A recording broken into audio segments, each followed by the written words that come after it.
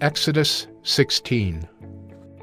They set out from Elim, and all the congregation of the people of Israel came to the wilderness of Sin, which is between Elim and Sinai, on the 15th day of the second month after they had departed from the land of Egypt.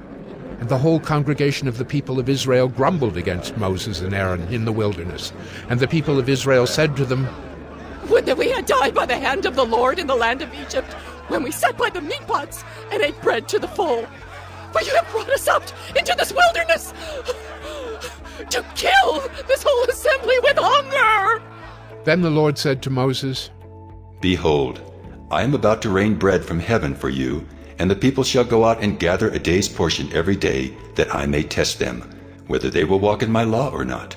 On the 6th day, when they prepare what they bring in, it will be twice as much as they gather daily." So Moses and Aaron said to all the people of Israel, "At evening you shall know that it was the Lord who brought you out of the land of Egypt. And in the morning you shall see the glory of the Lord, because he has heard your grumbling against the Lord. For what are we that you grumble against us?" And Moses said, "When the Lord gives you in the evening meat to eat, and in the morning bread to the full, because the Lord has heard your grumbling that you grumble against him, what are we? Your grumbling is not against us, but against the Lord." Then Moses said to Aaron, "Say to the whole congregation of the people of Israel, come near before the Lord, for he has heard your grumbling." And as soon as Aaron spoke to the whole congregation of the people of Israel, they looked toward the wilderness. And behold, the glory of the Lord appeared in the cloud.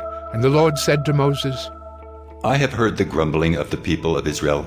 Say to them, At twilight you shall eat meat, and in the morning you shall be filled with bread. Then you shall know that I am the Lord your God." In the evening quail came up and covered the camp, and in the morning dew lay around the camp.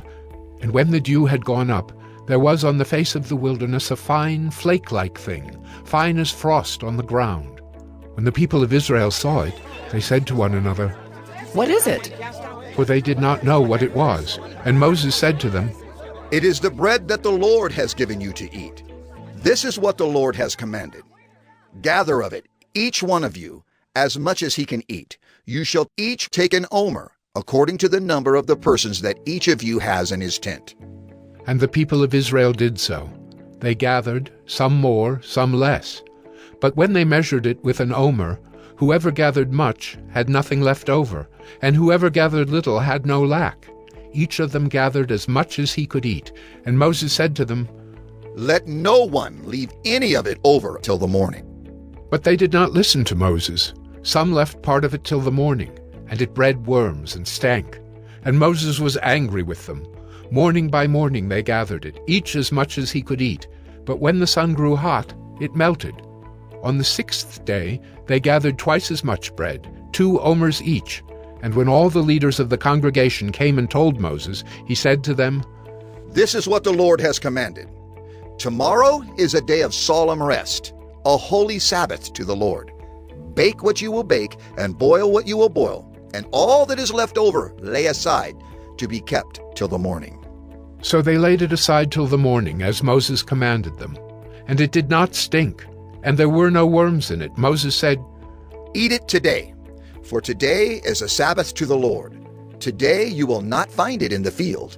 6 days you shall gather it, but on the 7th day, which is a Sabbath, there will be none." On the 7th day some of the people went out to gather, but they found none.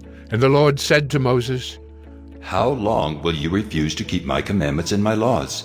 See, the Lord has given you the Sabbath. Therefore on the 6th day he gives you bread for 2 days.